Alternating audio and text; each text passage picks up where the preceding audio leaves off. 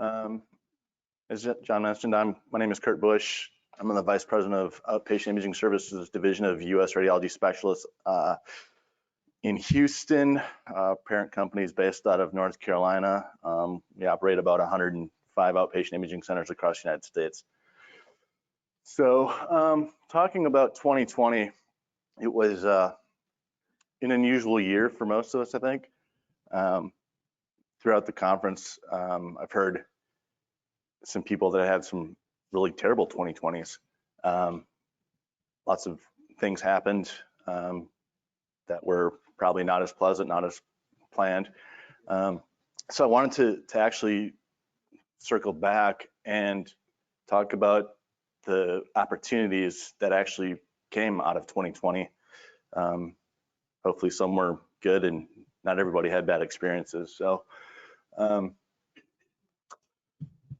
that is Angie, the fearless wreck diver, Bush, getting ready to go dive with some sharks.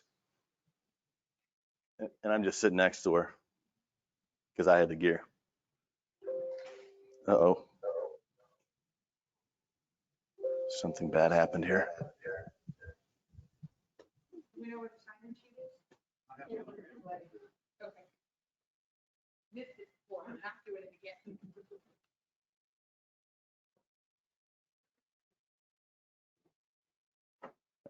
What the heck?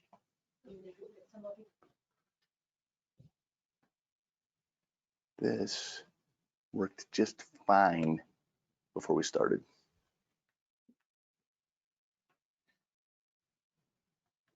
How are you today? Make sure you can't sit on the company outfit today.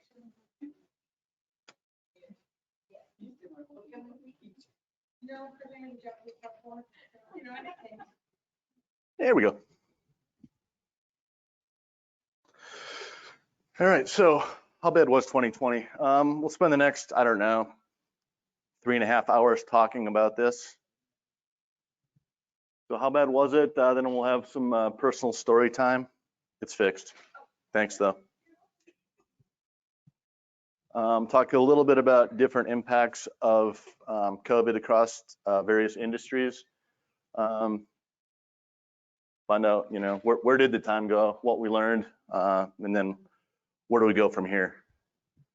So how bad was it? Obviously, loss of life was tremendous. It was reported in all the media outlets. Hospitals were overrun. We didn't have the ICU capacity, the ventilator capacity to take care of all the patients that required it. Businesses closed, primarily small businesses. A lot of you may have, you know, friends and family that operate a small business that were forced to shut down due to all the closures. Schools were closed. I think kids went on spring break in March and never went back. Same with the teachers. I've got some friends that are teachers that had to go back, you know, weeks later just to, you know, pick up personal belongings, plants, things like that that they would decorate their classrooms with. Sports were canceled. I think we got into the Sweet 16 of the NCAA tournament and that got shut off. Travel stopped. The world was on lockdown. Pretty devastating. Worse than that, my birthday is in March and it got canceled. It was terrible. We were actually set to go to a conference here. Actually, it was going to be in Hollywood at the Hard Rock, the one that's shaped like a guitar. Right, never been there still. But that's where we're supposed to go for a conference. We're going to tack a couple days on, go down to the Keys. Canceled all of it. Terrible. Oh yeah, toilet paper. Did everybody stock up on toilet paper? No, couldn't find any. Not sure why we bought a bunch of toilet paper. Masks and more masks. Distancing, social distancing, right? Lots of that. Hand hygiene. So all of a sudden, all of the hand sanitizer and soap got bought. What did people do before this? I mean, was it really that disgusting? And then these cliche terms, and Angie knows, I hate cliches. I hate them like more than anything else. So when people talk about new normal, and social distancing and furloughs and quarantining. I hate it. Pivot, that's the other one. That was the big one out of 2020 was pivot. I think someone mentioned that in one of their, all you guys, see, a bunch of cliche nerds is what you are. All right, so telemedicine's been around for a while though. It just became more popular, yeah. So that is a fellow feeding sharks. And if you go back to, I forgot to tell you about this picture because we got stumbled. So the two guys here, see, that's me, that's Angie. These are some other people.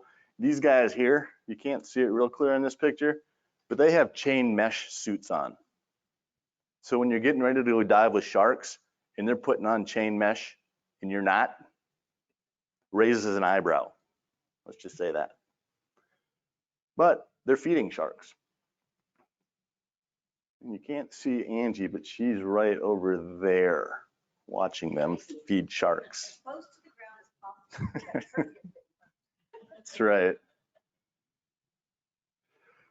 All right, story time. So the last thing that I actually remember that was relatively normal in 2020 was standing up front of a room like this in Arizona arguing about artificial intelligence versus analytic informatics with her, that I'm pretty sure I won that argument.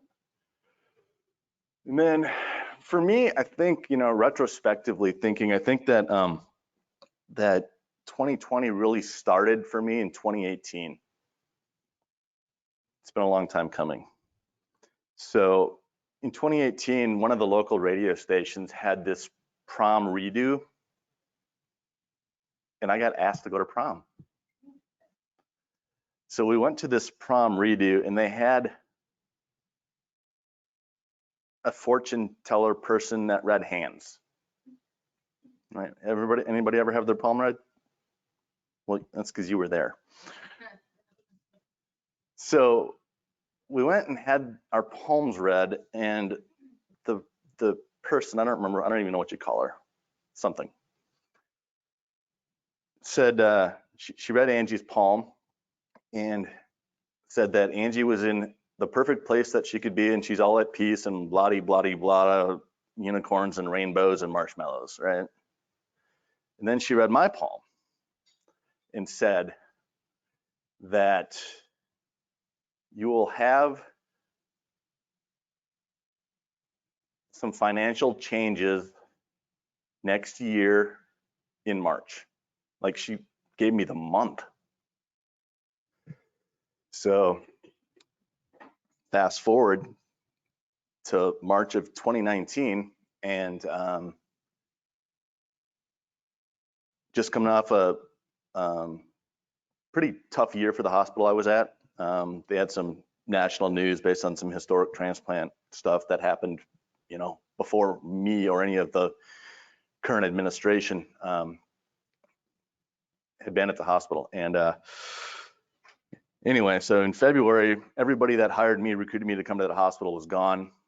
And then on March 20th, I got fired. That was my financial change. Fired. Oh, fired. Like, you're fired. Actually, it was more like the organizations decided to go a different direction. So that was not what I was expecting. We'll just say that. But, you know, they were, you know, nice and offered a decent severance package and blah, blah, blah. So that may have been the financial changes, because now the next morning I was offered another position at a hospital, you know, 3 miles up the road. So I got to have 2 incomes for, you know, a year, which is, yeah, it's not too bad. So, but anyway, so I went into my first retirement after I got fired, and then I got offered this other job, and I said, I don't want to start just yet. Let me take more of my retirement. So let's go on a cruise. So then we went on a cruise. And during that cruise, we were able to reflect about the sun and the sky and birds. And We got back from the cruise, started the new job, and then the following January, I got a phone call from Jennifer, who I knew for, I don't know, 8 years ago from up in Dallas. And she said, we've created a vice president position in the Houston market, and I wanted to gauge your interest. I said, that's good. Let's talk.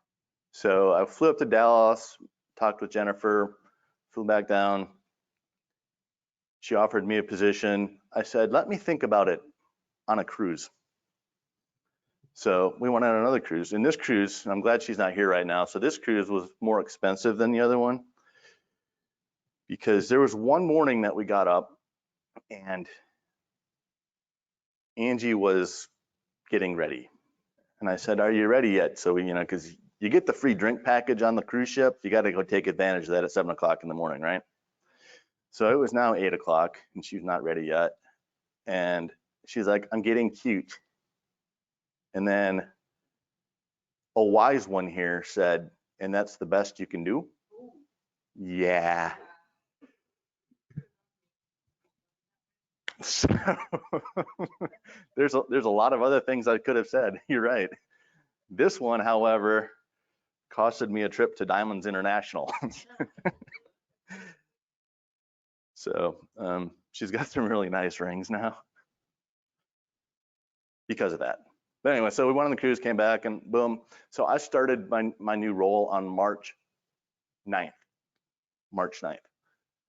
Flew up to Nashville for a couple days, met the people at the corporate headquarters, got back to Houston, and then the world stopped. So starting a new position in an industry that I've truthfully not really worked in, outpatient imaging, a lot different than hospital imaging. Hi. You missed your story. We're just talking about how many people were on the cruise. And how time and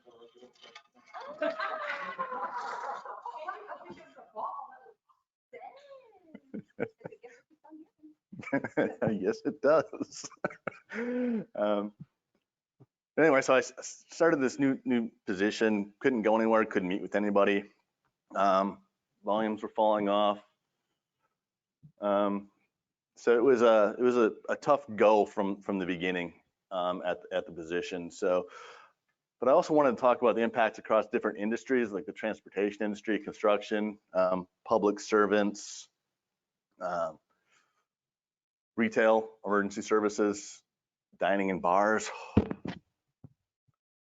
finance and banking, travel, sports and entertainment, and then also healthcare.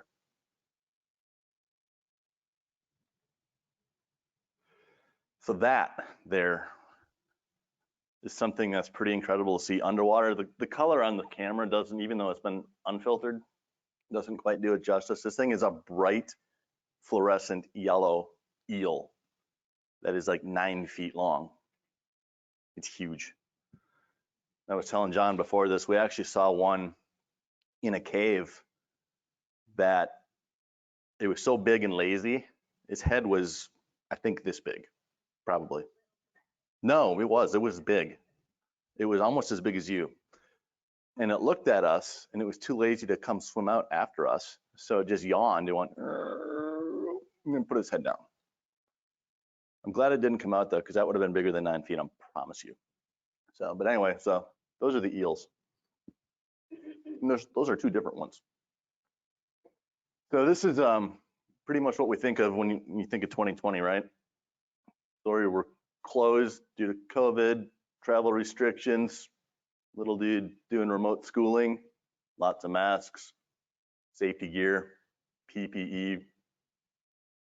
3 things: wash your hands, don't touch your face, social distance. And obviously our friends at the CDC with their COVID-19 best practices. Oh, and I forgot to add Carrie's picture to that. We'll see that later. All right, so does anybody remember, you probably can't see that. So does anyone remember Ice Ice Baby? All right. So this is a sign that I thought was funny. And it says, stop, collaborate, and listen. Hygiene is not a brand new invention. Wash your hands with that soap so tightly, scrub like germaphobes daily and nightly. Will COVID ever stop? Yo, we hope so. Just scrub those hands like you're supposed to. Let's kick it. Because I don't do karaoke. But anyway, so we put this up in our break rooms and stuff like that at work because it was fun, and some people actually did sing it and bust out the music. All right, transportation industry. So this is the impacts of that obviously were reduced ridership. So in Houston, and I'll use Houston as the example because that's mostly where I live, there's a pretty robust public transportation system that has a lot of buses and trains involved in it. Once COVID happened, they reduced the seating to every other seat, every other row. So you essentially cut, there's 2 seats here, 2 seats here, so 4 in a row. So you cut that essentially into 30%, right? So then you still got to get people moving. So they doubled the number of buses initially. And then all of a sudden all the work started closing down. So then they didn't need them, they had to scale back, people losing their jobs. Uber and Lyft, nobody wanted to get in cars with strangers, right?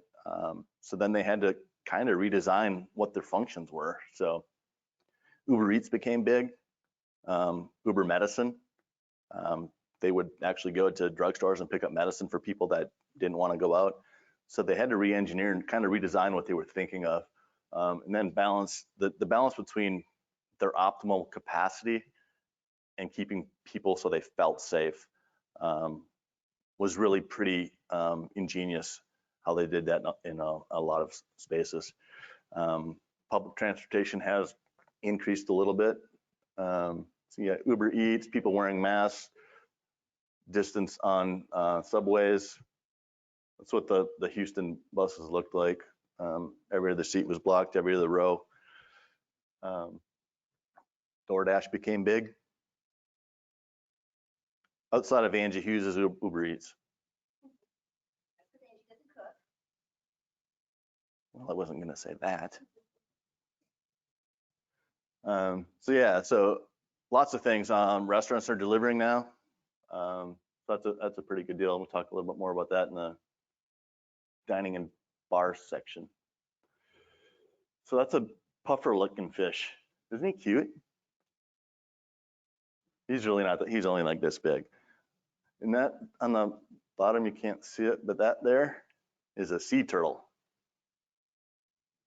And we saw a sea turtle in one of the most unusual spots. He was actually in a cave, and typically turtles don't swim around in caves because they'll get stuck. But this little fellow was in a cave. So we were surprised to see him, and he was cute. Public servants. So this is like the garbage people. I intentionally left first responders out of this section. So this is the garbage people, teachers, people that work at public offices, things like that. So offices were closed, services reduced, obviously schools were closed. I think one of the biggest negative impacts that came out of COVID was the increased littering. Like I would go to my centers and spend a half hour picking up gloves and masks out of the parking lot. I mean, that's just disgusting. And there's garbages every place, right? Saw the same thing on the beaches in Galveston, probably every place else. Churches were closed, which is weird. So people got really creative. And for those people that have gone through, secondary education programs, postgraduate programs, most of those have been done online for a long, long time, but not your primary education. So schools, things like that, elementary schools, high schools had to get up to speed really quickly, not only with the technology, but with the ability for their students to be able to receive that education online. telephones, Zoom meetings. Zoom's another thing. Everything's a Zoom, whether it's, webinar to go, whatever. It's all Zoom now. Teams, Microsoft Teams. It's a favorite of mine. One thing we did learn though, that most parents who had to teach their kids couldn't teach their kids. That was pretty funny. They're like, I can't teach it. We see all these posts on like our neighborhood pages and stuff like that, that they need, someone needs like a science tutor or something like that because the parents couldn't remember how to teach their kids science and math, English. That was pretty funny. Lots of differences with the hygiene, particularly in the garbage that I noticed for sure, particularly in the garbage and recycling folks, was that they wanted us to singularly like bag things. Back in the day, we could just throw everything in a garbage can, they'd pick it up and dump it. Now they wanted everything bagged or they wouldn't take it. Same thing with our recycling. So our cans, our bottles, in separate bags, so that way they could just grab a bag and not be exposed to additional germs. So lots of things. So this was actually what Angie's home setup looks like, almost like NASA. She's got computers all over the place on the wall. E-learning resources, productivity. It's a big stock room of PPE. This is senior check-ins. A lot of people felt bad for the class of 2020. I didn't. They really got the whole year off. How bad could it be? So yeah, so just a lot of different things that kind of symbolize, what all of us went through. So this probably happened to a lot of us.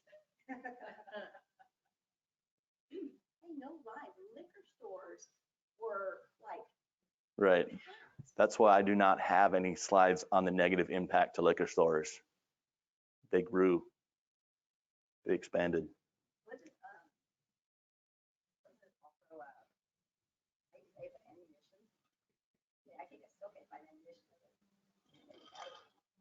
Well, right, but that's not because of COVID.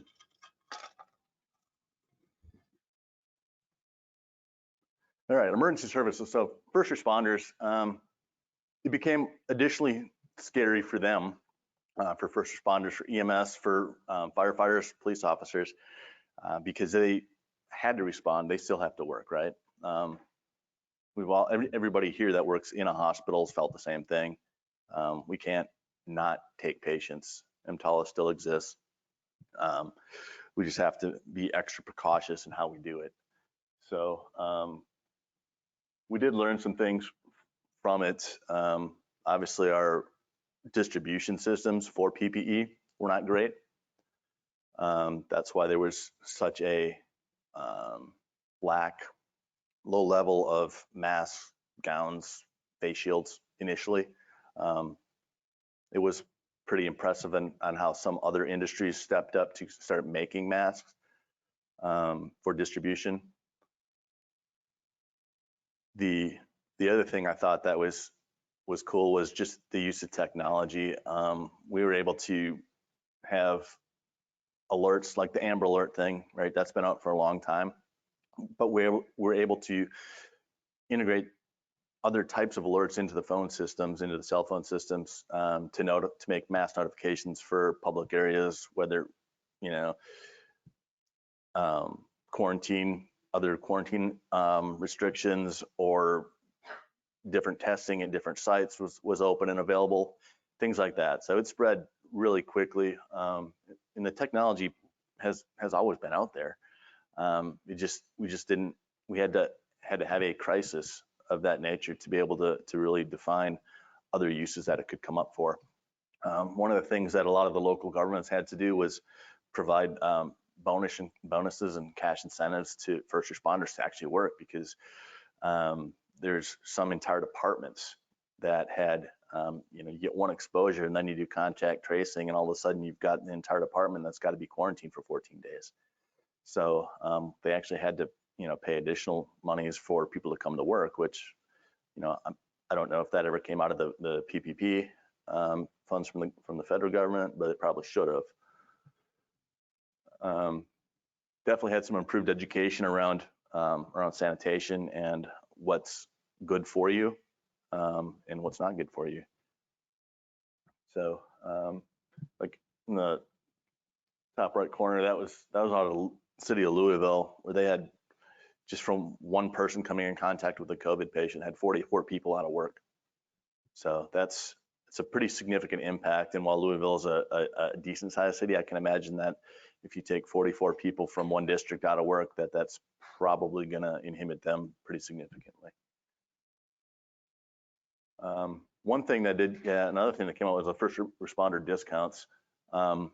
Local restaurants and things that were able to open or provide to-go services would give significant discounts to the first responders. Sometimes, free coffee in the morning.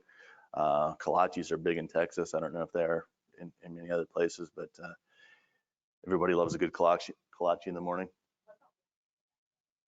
I've heard things from my team at least where if they went into the grocery store and they had scrubs on, I mean, talk about social distancing, they were giving customers as something to do, like the evil eye. Like, how dare you come in here and find me? I don't know if that. Yeah, no, and I had heard that has happened, but that's not one of my slides, so I wasn't going to talk about it. I'm just here to give. You're a giver.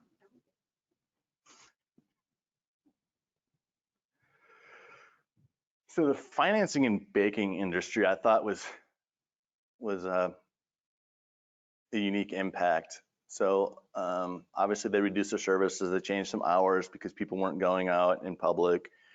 They restricted the time or the number of people that could go into the banking centers. You could set up accounts remotely now. You didn't have to actually go in. Remote signatures became much more widely accepted and used.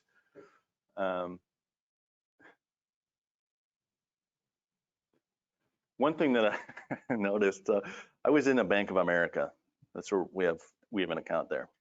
So I went into a Bank of America and I was the second person in line, and we're all in there with these bandanas across our faces. And I turned around and talked to the guy behind me. He also had a bandana across his face. We looked around and there were 7 people behind us, all with masks on. I said, if this would have been last year at this time, we'd all be hitting the floor right now. So it's like you got Wells Fargo's got people waiting outside, and I think most banks, had things like that happening.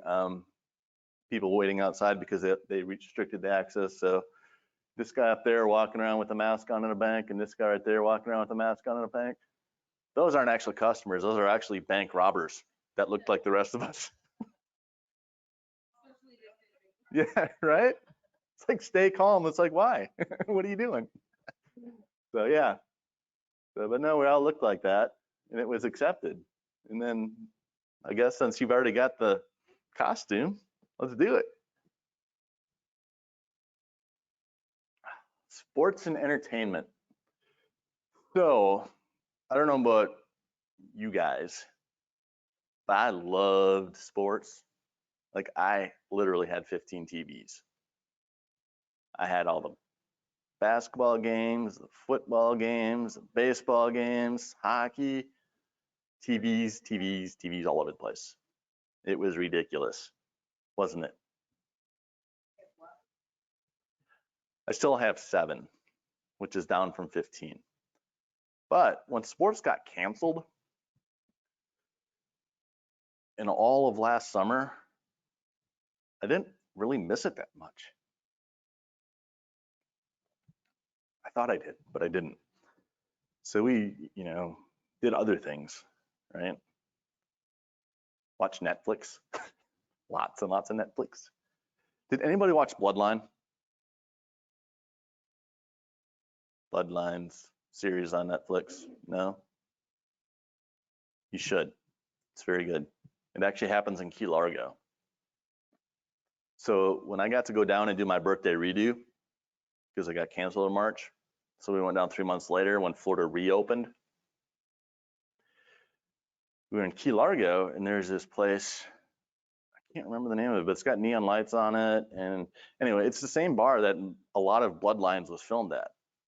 So we went there, and this is before we actually even saw Bloodlines.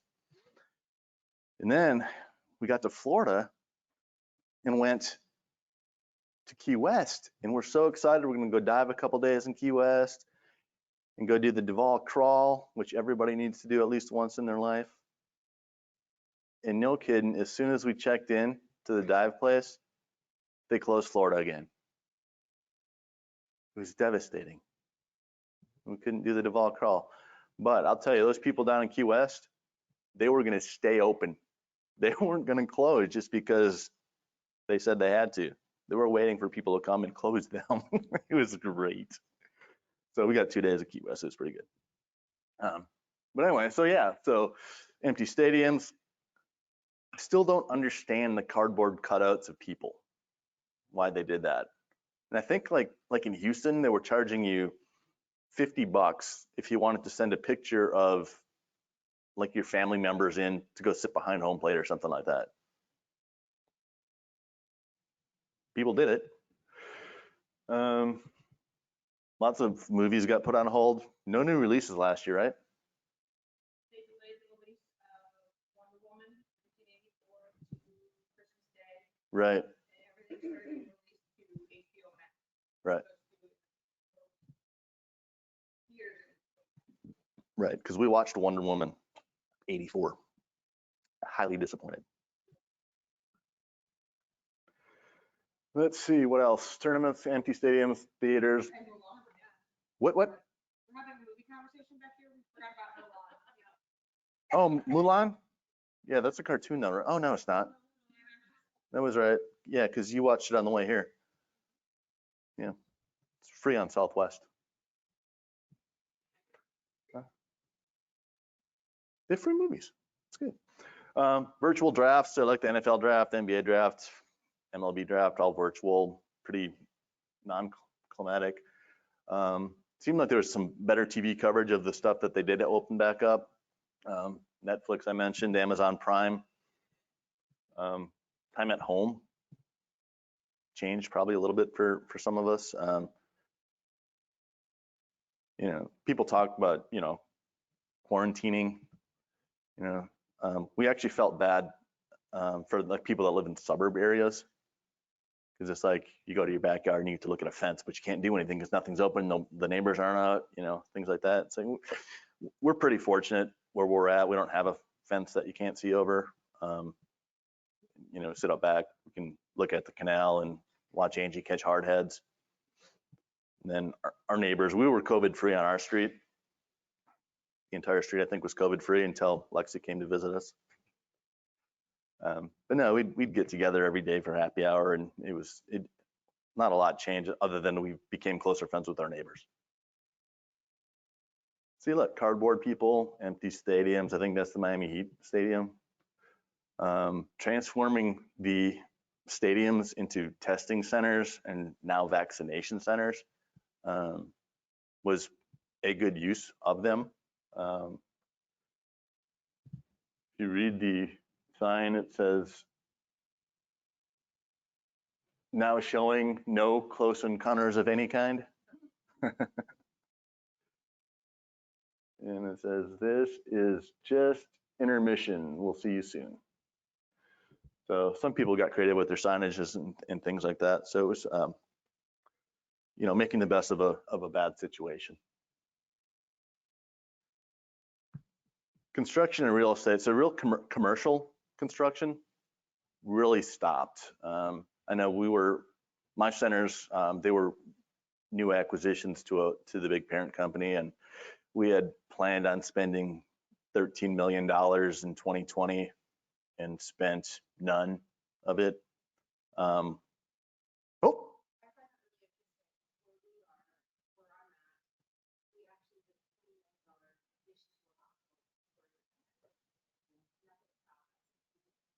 that's awesome.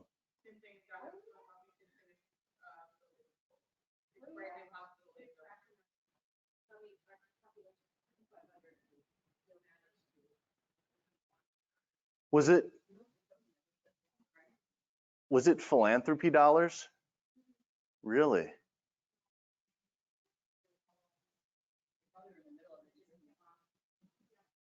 No, that's cool. Interesting. Over half our staff getting COVID, but such a small facility that, Wow. No, that's cool.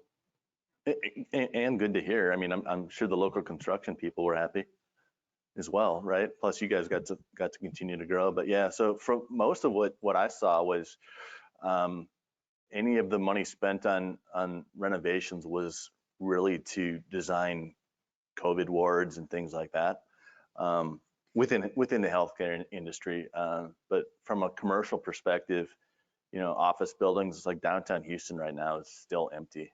It's like I think they figured out that people can actually be more productive, not having to drive an hour or 2 hours into work. Take that extra 2 hours and they get work out of it. We've got one of our neighbors was an accountant for not Shell, one of the other oil companies, and she was based out of the Galleria, and they closed that space.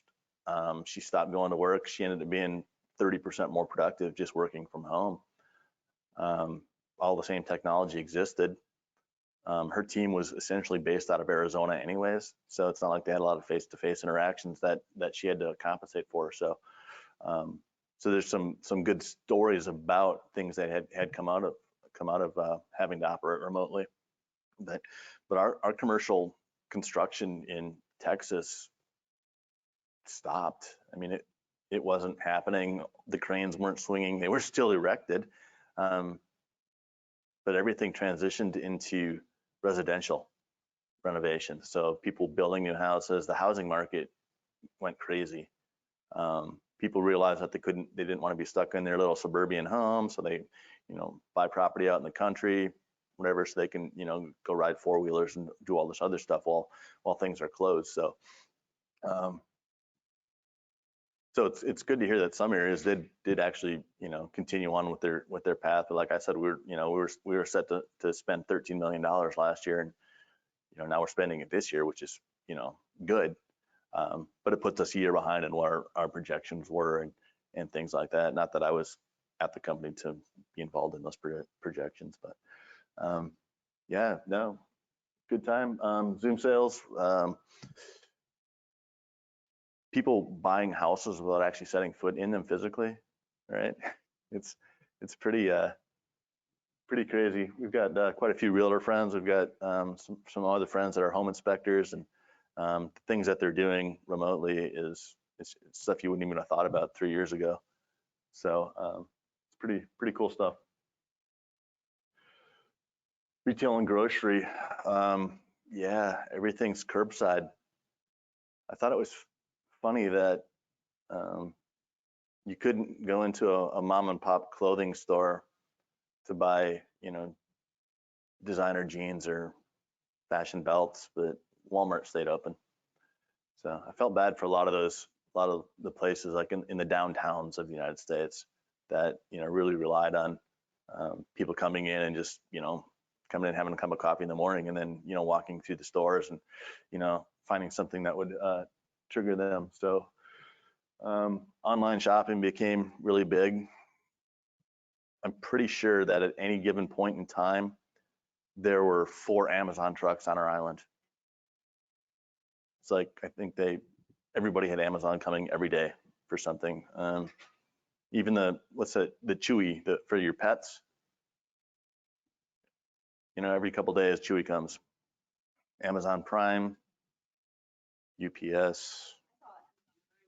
People delivering Amazon boxes out of like U-Haul trucks and personal vehicles. Right, because there's so much need for the delivery drivers. They don't have enough vehicles, so they're renting U-Haul trucks and the budget trucks, the budget rentals and stuff like that to be able to keep up with the demand. So card only payments, people don't want cash anymore.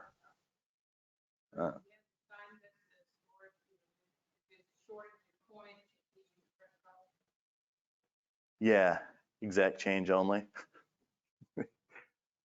Where'd all the coins go? Does anybody know? He's got a collection? Yeah, I don't know where the coins are. I found it weird. It happened overnight. All of a sudden we're good, and then all of a sudden there's no coins any place in the world. I have a bag of them on my dresser. Yeah, the home delivery, curbside deliveries. So this, I'm gonna assume, is like an HEB. Someone's got a mask on, that's nice. Because it is, she's got a Texas shirt on, so I'm assuming it's in Texas, which is likely an HEB. But they limited the number of people that would go into stores, so you had to wait outside, which wasn't too bad most of the time. They put some tents up to get you out of the sun, but you know, through August when it's 100 degrees outside, you don't really want to be waiting there. So, but people did. Curbside was a big thing. You know, order the stuff online, little app on your phone, roll up in there. You got the little guy throwing stuff in the back of your car. Had to throw Publix in there because we're in Florida. Florida's pride and joy, much like HEB is for Texas. Then Amazon grocery, right? Anybody had one of those yet? It's like you can order stuff and get it to go from Amazon in a grocery store. I think that's part of their Whole Foods thing though.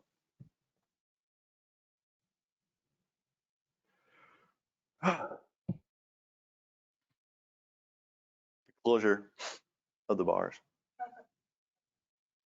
This is terrible. I save money. So funny story. People got creative with this stuff, right? You got margaritas to go, daiquiris to go. There was this one pizza place that will remain nameless to protect the guilty that we went to, and they're like, hey, if you go in, you can come inside to order and then wait, we'll serve you beer, wine while you're waiting for your pizza to be cooked, but you can't eat it here, you have to take it to go. So after being locked up for 3 weeks, we're like, we get to talk to somebody we don't know. So we went there and sat up at the bar, got a couple drinks, ordered the pizza that was going to take the longest to make. Sat there, had our drinks, talked to strangers for the first time in weeks. It was great. Went to the seawall where they had a daiquiri to go place. Got a daiquiri. They're like, hey, would you like an extra shot for $1? Yep. That's right, too. Yes, so we got our daiquiris to go and ate pizza on the seawall. And we were so excited about it. We went back and we told our neighbors, look at this. Yeah, you can go into this place and they'll let you sit there and have drinks. You can talk to people that you don't know while you're waiting for your pizza. So a couple days later, our neighbors did the same thing. And then there was one of those Karens that happened to be walking by and saw people inside this place and called the police. So they had just sat down and ordered their pizza and the police showed up. And they all had to scatter like cockroaches. Felt so bad for them. Anyway, so good stories.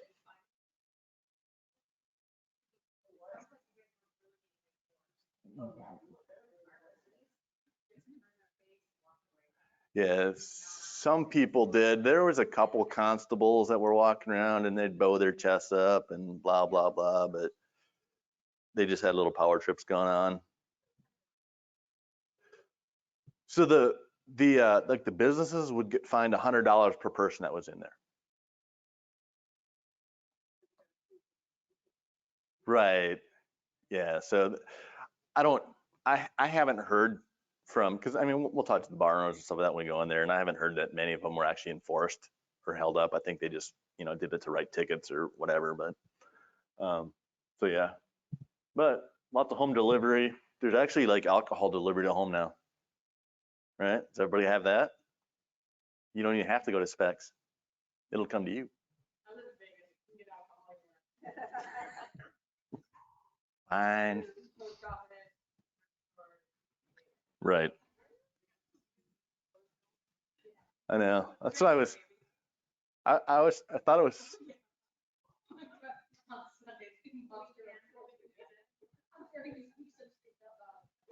Right. So I grew up in Wisconsin, and the first time that I took Angie to Wisconsin, we walked into a Quick Trip, which is one of the main gas stations up there. But you can buy liquor at the gas stations in Wisconsin. So we walked in there, and Jameson, Jack Daniels, all of it. It's so good. Not in Texas. But Governor Abbott did say alcohol to go is going to stay. It's a good deal. Support local became a big theme, right? Because a lot of our friends, neighbors, colleagues have small businesses. So supporting local was a big thing. Pretty interesting. As soon as stuff opened back up, it's like the big chains that were allowed to stay open, nobody went to. They all went to the local establishments, which I thought was pretty cool. Really, really good local support in a lot of those areas. Margaritas to go. There's this one place you could get an entire bottle jug of a margarita to go, and they mixed it well. It's like $10. It was so good.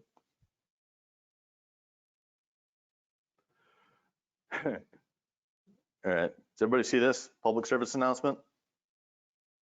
It says, everyone please keep drinking even though the bars are closed. We don't need a bunch of lightweights with no tolerance taking over the bars when we're open. Gonna look like the biggest effing bachelorette party if you nerds aren't hitting the sauce at home during this. It's true. Stay hydrated. Stay thirsty, my friends. Who else became a really good bartender during this? Well, yeah. Kelsey became a good bartender and went to.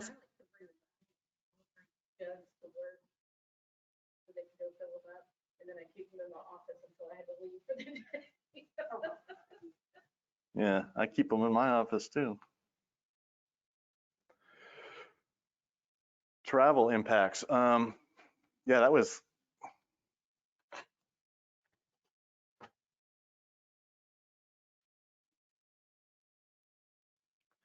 Travel, I think, impacted most people most frequently the most. The cruise ship terminals in Galveston, it's like we got all excited 2 weeks ago when 2 Carnival cruise ships showed back up there, right? Just to start planning for reopening this summer. So they rolled in there. I think I heard there's another one coming next week. They rolled in there. The crews are getting back their vaccinations. So that way they can reopen safely and do that. We actually have a friend that's a travel agent that has signed us up to be part of the test group to go over safety protocols on the cruise ships when they open back up. So I think that'll be fun to see how that goes, because nobody's going to want to go cruising if you got masks on, right? No food service on the flight. So they can serve you Cokes now, but they still can't give you a beer. Can't figure that out on your airplane, right? It depends on the airline. I flew to Hawaii in February first class, and they had no problem, full meal. And I found out that I don't think the capital like that. I think it's very specific to the airline. What airline was it? I flew to Hawaii on Hawaiian Airlines. That would make sense. So a lot of things that we did learn of the travel. So we didn't stop traveling because we like to. And quite honestly, like when we went to Mexico and places that are very dependent on travel and people coming in there, I actually felt safer there than I did in the United States. It's like you couldn't walk into a Starbucks without getting your temperature checked. They had, mats to disinfect your shoes walking into places. There was one hotel that we actually had to go through like a sprayer that sprayed like some disinfecting mist on you before you could go into the hotel property. No, it was in Mexico. You probably use it everything now. It was good. But no, I mean, it's like you feel safer at places that are so reliant on it because they have to. And if they get shut down, then like you're destroying entire communities. So yeah, they did a much better job in Mexico and for the most part, even in Key West, they were very good about it.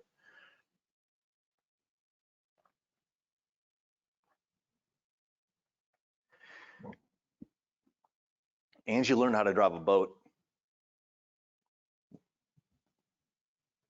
which is good. That's our boat. And she was afraid to park it because she didn't want to, run it into the dock and stuff. So we literally went out and back 25 times one day just so she could practice parking the boat. Oh, and the good stuff, hospitals and healthcare. So did anybody have an overcrowded emergency room or ICU? No? Nothing. By the weekend, then it went away.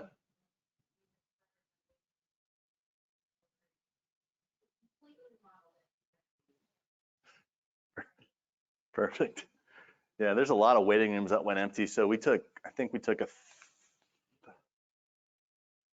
reduced the capacity in our waiting rooms to 30% of what they could be. And I think that was pretty much a standard, just not necessarily from the CDC, but if you placed a chair every 6 feet, that's about what it ended up to. Most of the waiting rooms are sizes. We actually physically removed the chairs. I know a lot of places put tape over them and stuff like that, but we took them out and stuck them in a storage room someplace. Lots of layoffs, furloughs, another big word, furloughs, where I think the difference between a layoff and a furlough is a furlough, you could still have your job when you got back and the company still paid for your benefits. So you still had health benefits while you're out. Lots of layoffs that happened. I know it's some big health systems. I heard Mayo laid off quite a few. Baylor Scott and White up in Dallas did. Our company was fortunate. We did furlough. We closed in the Houston area. We closed 3 centers for about a week and a half. Volumes, second week of April, volumes dropped down to 30% of what we expected. Looked at some centers, like these are the lowest functioning centers, so we're gonna temporarily stop services at them, furloughed the people that work there. A week into it, volume started picking back up. Did anybody else see? Is anybody associated with outpatient clinics?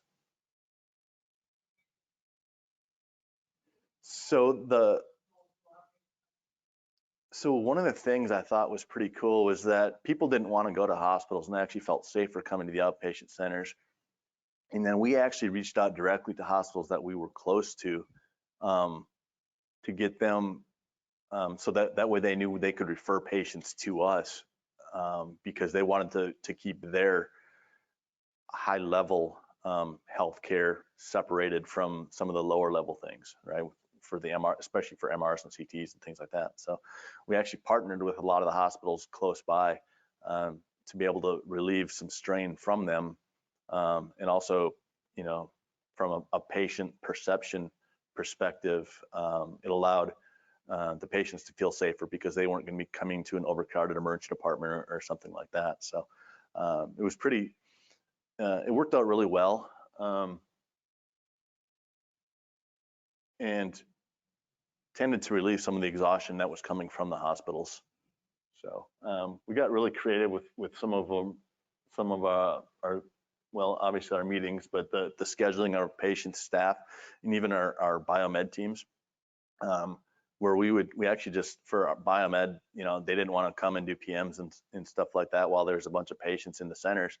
So we changed all of them to after hours where they could come and they'd be the only one in the center. So that made them feel better. And quite honestly, it worked out better for us because we didn't have to block schedules and things like that. Makes me wonder why we can't do it all the time, but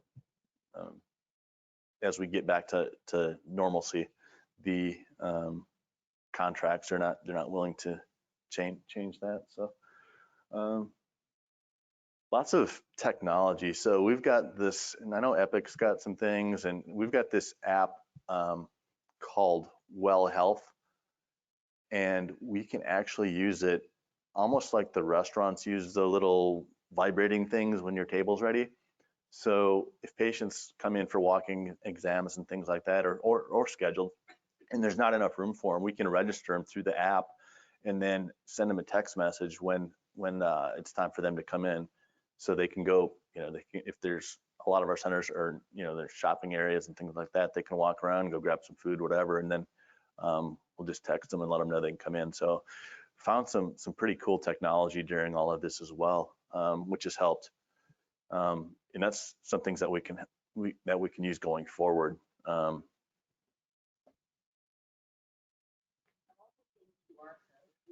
did for our when breast imaging was able to start being done for screening. We made a QR code and put it on one of those tripod stands and had reserved parking. We had 3 parking spots. And just like you do when you go to Kroger's and you have your call number and tell us what lane you're in, but each QR code was different. So they would scan the QR code from their card and said, "Hey, your vehicle will come and get you," or whatever. And that's when the person had to register them. And then we could respond back to them and tell them, "Come on, we're ready for you." The room has been disinfected. We are ready for you.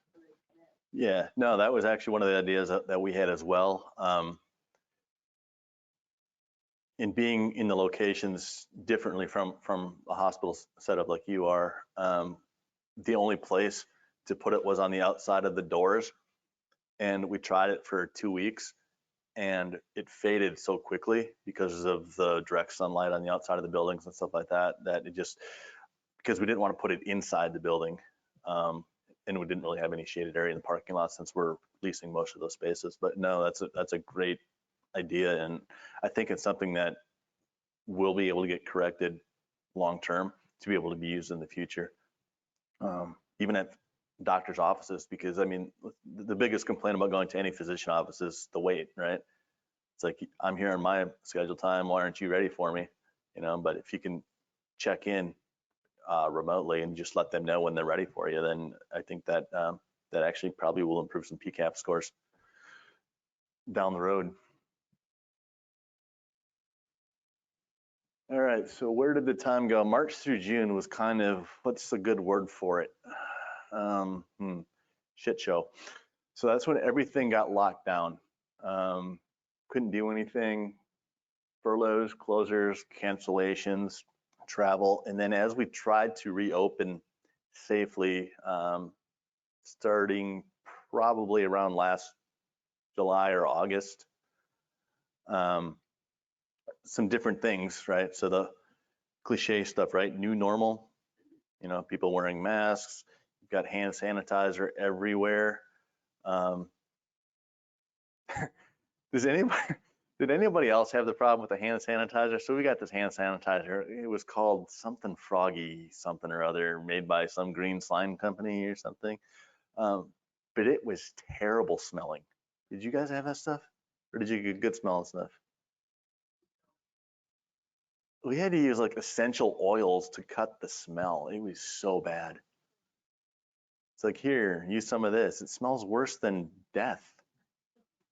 But yeah, so safely reopening, the precautions. Obviously, distancing is still a thing. That's why there's one chair in every row. But we did get to a point where we were able to re-engineer some things, identify some technologies that actually, for the better, helped us through this.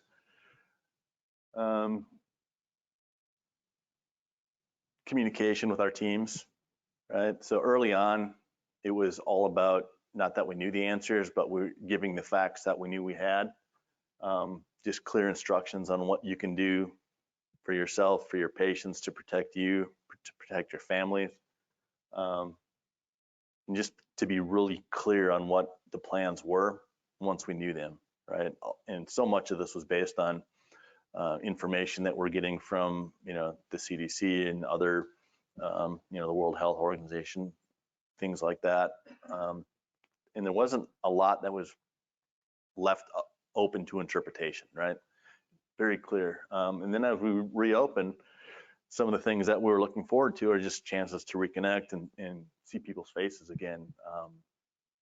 Positive stories, the vision for the future, things like that we're trying to break out of all of this with, and just a chance to reflect. Some people I think have what you call survivor's guilt, right? So many of us know people that were impacted by COVID directly or indirectly. Some people lost their jobs, some people's businesses closes, and there's a lot of people that felt guilty about that because they still had their job. I did a paper in one of my master's programs that was on survivor's guilt, and it's a real thing, where people lose some of their function and their ability, their passions, because they feel bad that they weren't impacted negatively about something, right?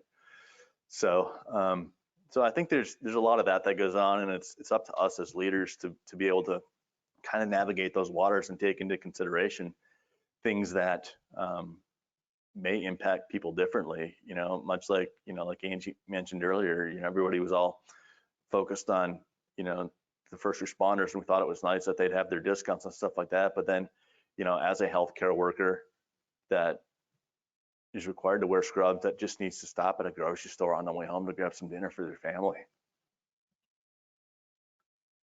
It's it can be challenging. So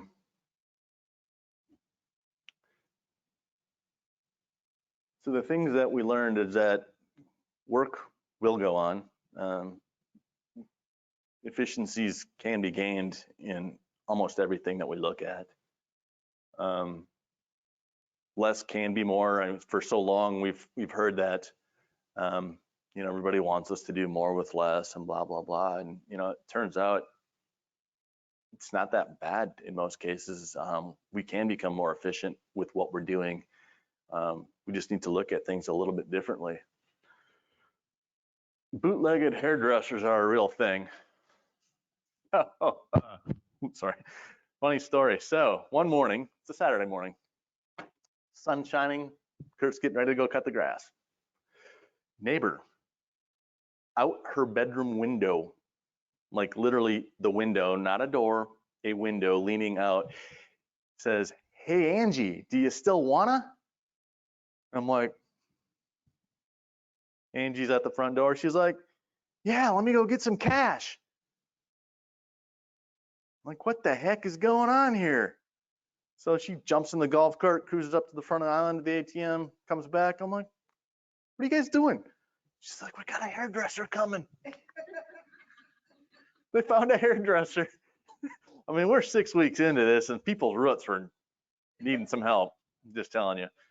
So they bootlegged a hairdresser, but would come to the house. And it turns out we're still using her. But no, so yeah, that was good. So daiquiris and margaritas to go. Not sure why that hasn't always existed. It did when I lived in Florida. We'd have like drive-through daiquiri stands and liquor stores. Something to learn from. Lots of things that we realize we can live without. It's like sports, I'm in. Take it or leave it anymore. Movies, the news for sure. Theater. So I've never really been a big theater person. She kind of has. So we had an agreement that for every sporting event that she would come to me with, I would go to a play. And I drew the line at plays, no operas, just plays. So we bought season tickets to the Houston show. And we're all excited because we're gonna get the box seats, you know, the ones little box up on the corner like the Muppets. We're gonna be like Waldorf and Stanford. And we had little faces. We got our pictures taken up there, and then they canceled everything, and they haven't reopened yet. So, but anyway, so concerts I do miss. We went to one. It was an outdoor concert at Barge 295, and it was so cool to actually walk in there and see people talking and dancing and listening to live music. It was beautiful. Yeah, so lots of things that we think we realize we can live without, but it's definitely going to be different moving forward in what different perspectives are for people. Oh, so what did we do? So we became pros at bartending, really good at it. Got tattoos. Lots of tattoos. Seeing them right now. That's okay. So you're complaining about the bootleg haircut, the bootleg tattoo shop's all right? Exactly. Chana's a nice guy. Oh. Right. Chana. Support local.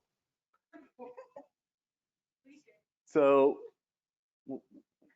we saw some sunsets, lots of them. We did boat parade. So our little island, we got bored, so we couldn't do anything else. So we arranged boat parades like every Friday night. Everybody would get on their boat and we just do a trip around the island. We did travel. We had some neighborhood cook-offs, and I'll have you know that I am the chili champion for Tiki Island. I have a trophy. We also had a drink making contest for, seems like it was Christmas Eve or something like that. I also won that.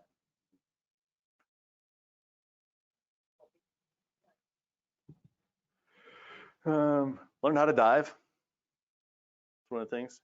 So we learned how to scuba dive. We both got certified, advanced open water, And rescue. and rescue, right? I can pull you out of the water.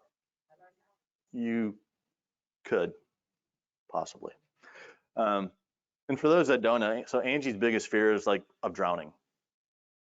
So for those that have been certified in scuba, you first learn your first 2 days are in a swimming pool, like you can stand up. So, and to watch her be panicked, like seriously panicked in 5 feet of water, we had a really good instructor. So she pulled her through it, and then even in the lake, swimming through some stuff, it still didn't go very easy. But then as soon as she hit open water, and there's like fish and stuff to look at, it's never bothered her since. So pretty good. Yeah, creative people, bootleg hairdressing, crazy. Yeah, I showed you the Angie's picture driving the boat because we need backup plans. Sometimes the ability to drive the boat is not always with us. Oh, and then we found a church. That was like the highlight of 2020. See, sunsets. So this one is off our deck, and this one here is Cabo. Sharks. So that's a shark, that's me, that's Angie. This one might have been the one. So when we're down there holding on to this rope so we don't go into the sharks where they're eating, I felt something hit me in the back of the head, and I thought it was her smacking me. And I looked up and it was a shark belly. I think it was that one that hit me. And then his tail fin hit me too. Smack. And that's a big stingray. Swimming by, trying to get some of the fish that were being fed to the sharks, but not be the shark fish food. Oh, wrong way.